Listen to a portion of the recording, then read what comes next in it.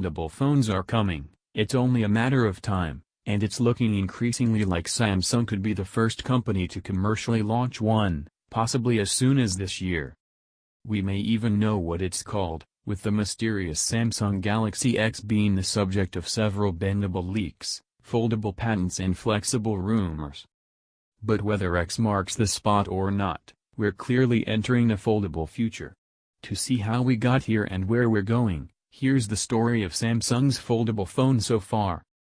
The idea of a foldable phone isn't new to Samsung. In fact, way back in 2011 the company showed off a prototype of exactly that. The device looked chunky and awkward, but even back then it somewhat worked, remaining intact after 100,000 folds, with only a 6% drop in brightness at the center, where all the folding action happened.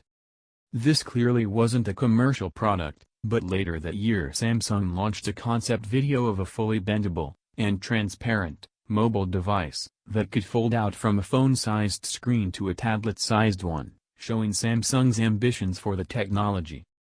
While a device like the one in the video above is likely still years away even now, by 2012 Samsung was already hard at work trying to launch the first generation of flexible or foldable phones, but a report late in the year claimed that problems with the production of flexible screens would hold the first bendy display back until at least 2013.